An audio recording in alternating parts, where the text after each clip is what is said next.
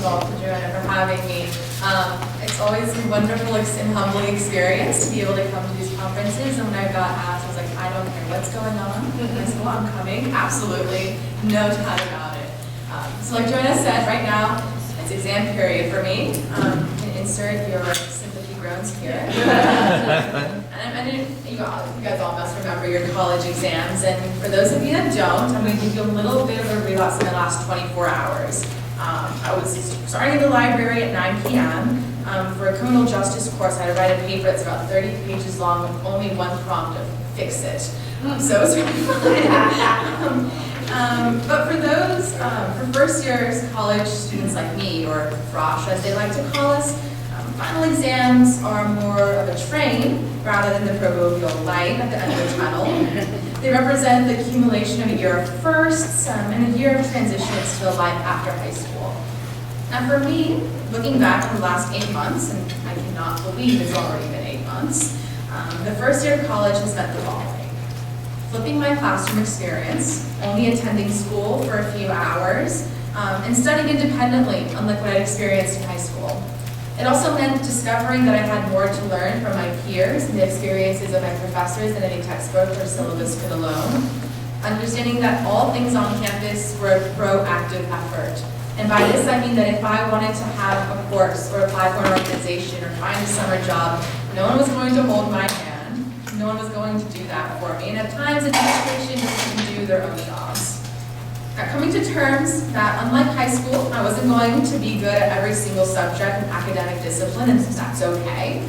And most of all, I wish that teachers, counselors, and students in high school would understand and better prepare students for the increased connection between academics and the real world that comes with studying at a post-secondary institution.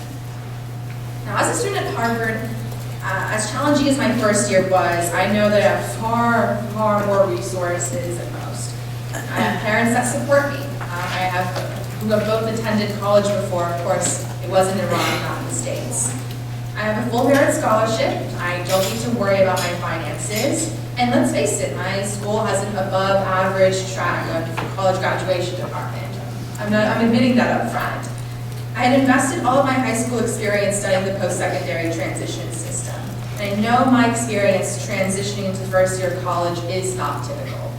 But I know that not only because I am living it now, but I know this is atypical because of the work that I've been doing for the Prichard Committee Student Voice Team for the past couple of years.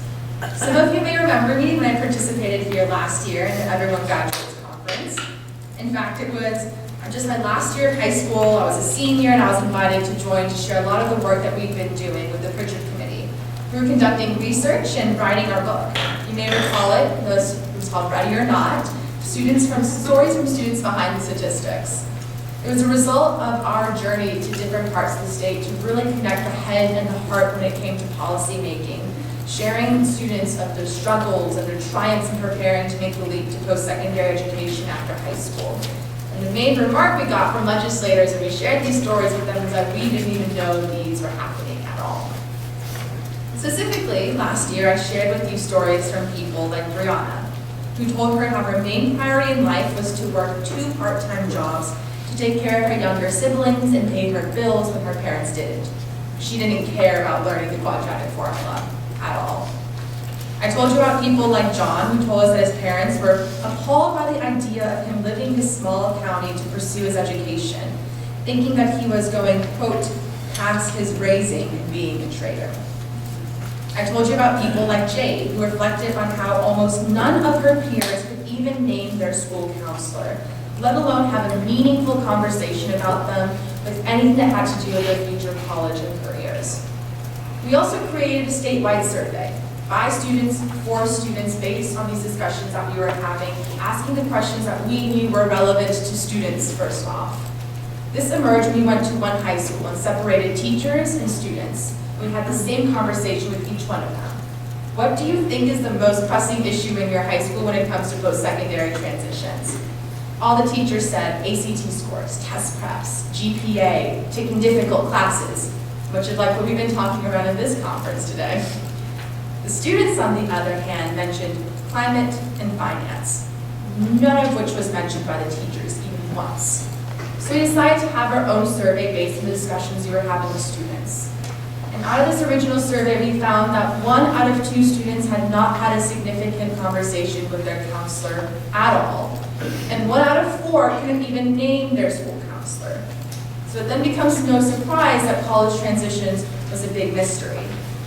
These were students who were steering honesty helped us bring some heart to the conversations many policymakers were missing about college readiness. Sharing their voices in this space was meant to serve as a reminder for those of you on the front lines of education, research, policy, and advocacy, of the need that gets beyond the dry data, to listen, to really listen to what students have to say about their aspirations and their needs. It's an attempt to remind you to your hearts as well in the work that you're doing that's already so impactful and meaningful. Of course, the same principle of students and listening to them applies in the issue of transitioning from high school to college, and one of the themes that we're all gathered here for today. And as you who are deeply invested in this, I don't need to remind you that there's some real urgency here. In Kentucky, we know that far too many students are not attending college. And it's really scary to say that we also know that the students that do make it to a college campus don't stay there. Far too few make it to the end of graduation without a degree. I'm going to ask you guys some pop quiz questions. How many students actually graduate from Kentucky four-year institutions? Just a number, a percentage. 50%. 50%? 49. It's about 30%. I mean, 70% of students that are enrolling in a four-year institution in Kentucky are not graduating. And what's even worse, if you look closer at those numbers, you're seeing that the majority of them are dropping out within their first semester, even though the state has recognized them as college ready through their academics and their ACT scores. So there's something that we're missing here in policy, right? What's going on here? From listening to graduates in Kentucky at least, we know that there's far more than just the cost of tuition and making the transition from high school to college, more than GPA, more than course load. There's self-doubt, cultural and economic pulls, social marginalization. They all play a big and formidable force in making that transition and is far too often not captured by data and numbers. Moving from high school to college is also so much about affirmative stuff. It's about learning how to learn, self-discovery, growing up. It's about finding the internal and external resiliencies and resources to navigate these transitions. It's about failing from my personal experiences, a lot. It's about applying to several things and being rejected, a lot. And it's about knowing to be passionate enough about a topic to get up despite these minor setbacks and have that resiliency. So as we consider now how to systematically smooth the transition of students across the country, I think it's most prudent to listen to what students other than myself are actually saying about this topic as well. So when I put the word out to my team on the Prichard Committee student voice team that I'd be here speaking to you guys today, I received some quick and fascinating responses on what they wish they could be telling you should they be in my shoes. Like so many other young people, they were eager to share their hard-earned wisdom. They are spending 35 hours a week in the classroom. They deserve to be up here as much as I do. Julia Logan, one of the few African-American students on her campus, at first questioned her decision not to attend a historically black college. But it was not long before she was embracing one of the most exciting, if not pleasurable and surprising parts of her freshman year, freedom. She says, quote, "The best parts about moving to high school to college are the amounts of freedom that comes with being there. Now, I'm not saying freedom from your parents, but about the freedom of exploration. When I first stepped foot onto a college campus, I was immediately given a sense of exploring new things. I made friends, I could stay up as late as I wanted to and study what I wanted to. I wish this excitement was translated in high school."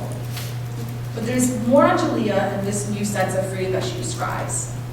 In the last few weeks, Julia has helped mobilize her school's campus minority students to lead demonstrations to prompt meaningful exchanges with the university president that have been very, very overdue. Julia thought that there were several lessons for educators and administrators who really care about ensuring their post-secondary transitions, and here's what she said about that. She says, "Give support to all students, especially minority students. These are the students that are transitioning into college and are extremely overwhelmed. Sometimes all they need is just support from one faculty member to help them. Why not help college students to find a sense of belonging on their campus? It's already, again, overwhelming to have to fight for a college experience that you need. Implement students as policymakers, not just for student government. Also, when implementing student government, be sure that the students on board are not just on there for, quote, their resumes, and that they're all in support for all students. I also heard similar things from Don Trout, a first-year student at Lindsay William College. He says that, quote, I was given many places to continue studies after high school. However, I chose to stay close to home so I could enjoy the community-based learning and firsthand witness the improvements of my education on my local community. College offered him a full scholarship, which he couldn't refuse, something that he disguised was a blessing. He said, I wish I had a more supportive family around me at times. Other than my mother, I'm the only person in my immediate family that's ever attempted to go to college, and I attempt to be the first one that graduates. But there's no discussion about that. I've never been asked about that, and I'm sure that no one that's created the surveys has ever thought about that. Julia Logan, who is a first-year student at the University of Kentucky, also corroborated those sentiments. And Lainey, a first-year generation on a scholarship at a private liberal arts school in Kentucky, describes a critical role faculty played in reaching out to her and helping her overcome her self-doubt. I experienced a transition from Kentucky public school to Kentucky private school, and I'd expected it to be very easy. I was wrong.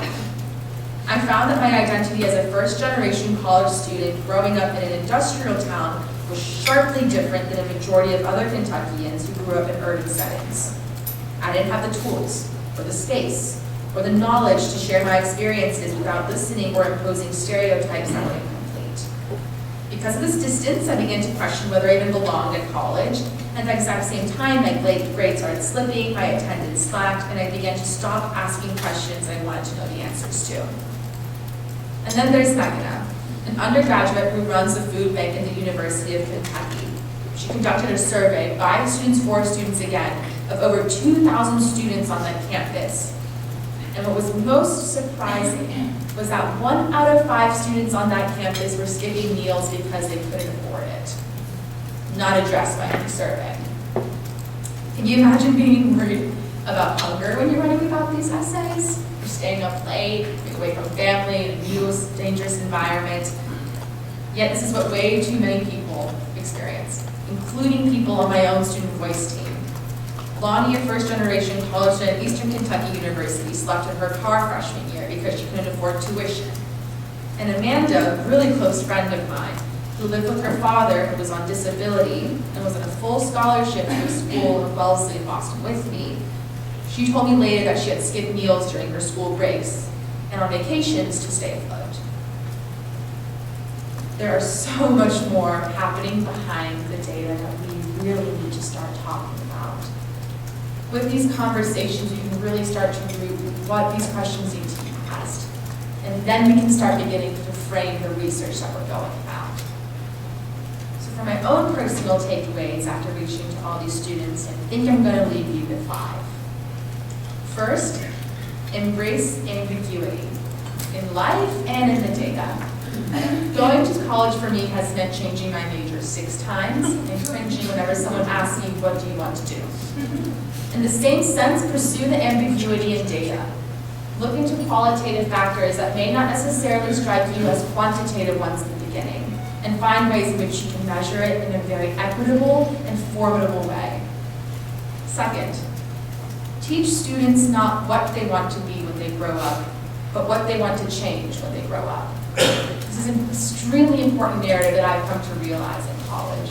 Professors tell me, what are you passionate about? What do you want to change in the world? And then see in what ways you can engage in your community to solve that issue. Yet far too many times when I speak to high schoolers that are making this transition, they're saying, this is a pathway to becoming a lawyer or a doctor. Third, not to harp back on this conversation today earlier too much, but if I were to say what the main indicator of my college success would be, it's not GPA, it's not my ACT score. My ACT score was awful, by the way. It's not my ACTs. I would say that the #1 indicator in how well I've succeeded in college was the number of cold calls and emails that I've made in my high school career. not being afraid to reach out to professors, to ask them for extra help, to go the extra mile, to be able to advocate for myself in that manner. Fourth, community support and empathy is absolutely everything. Far too many times we talk to students that said that their counselor told them that they were, quote, not college material, and completely swiped that from their palate. On the other hand, one community member that really supports a student can make all the difference. I know mine did. I can tell you for a fact that I would not be where I am today had it not been for my high school counselor. Absolutely, hands down. And lastly, when talking about future careers, don't sell education short. I think we talk about everything in our schools, but schools themselves. When I went to college, I really wanted to spread my wings. I'm done with education work. I've done this for the past 6 years of my life. I want to try something new. But time and again, I find myself drawn back into it. And I realized that nowhere in my lifetime had I been told by a teacher or a counselor to go into education work. And I think that's really, really telling of what we think about ourselves in this community. So yes, tell students to pursue education, to become teachers, to pursue grad school in that area, because I think that it's most definitely needed in the future. But I'm really excited to go back and take my midterm tomorrow. And now I'm going to leave you with those. I know I have some questions and time for any responses. I know I was brief about my research last year, and hoping that, ready or not, just saving those couple of stories struck a few tones. Thank you guys so much for indulging me.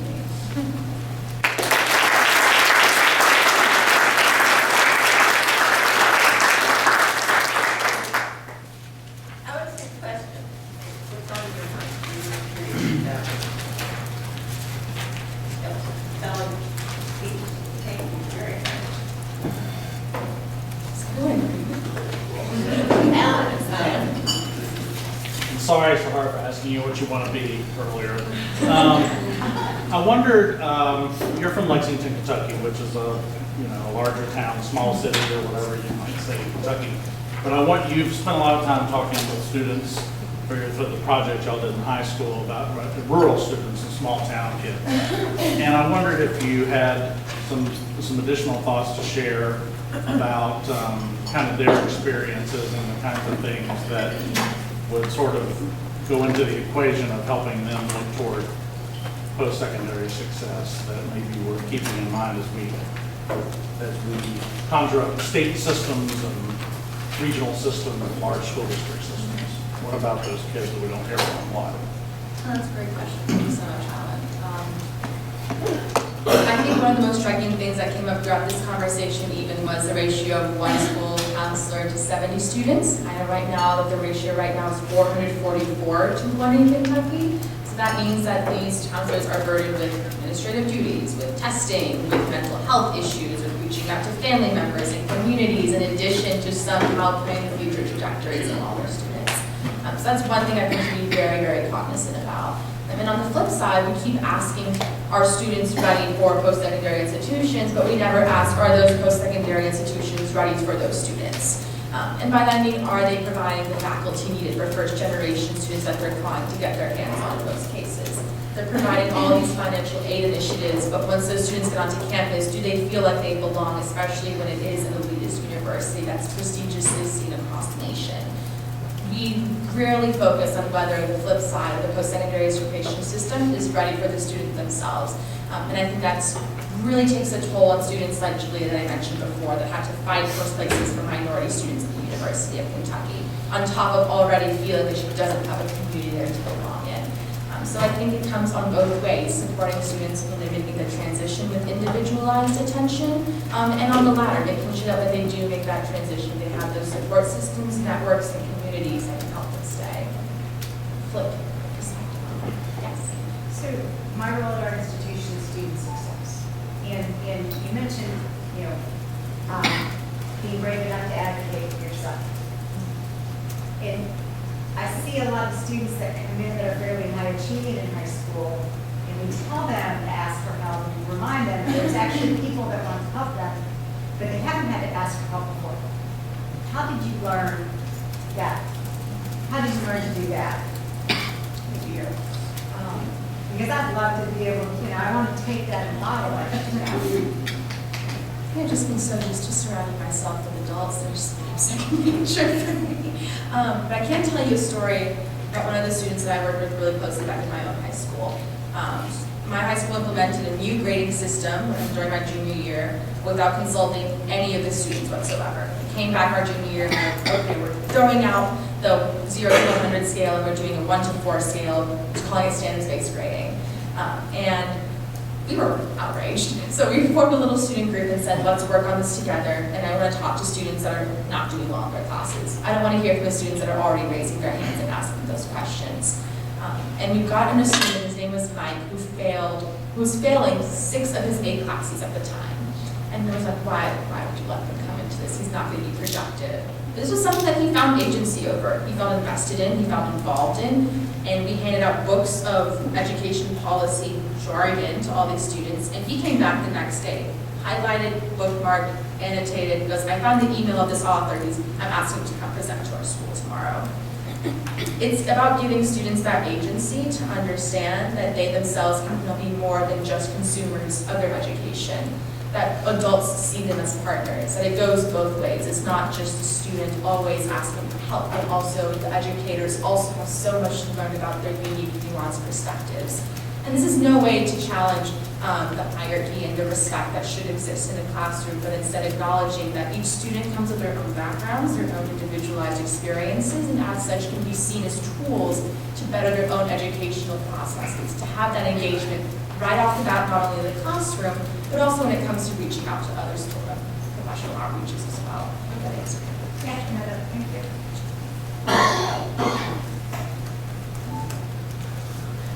I'll be here another hour or so before I catch my flight for my final tomorrow. So if you have any other questions, let me know. Follow the Student Voice team on our Instagram and our Twitter and our Facebook. We're very active.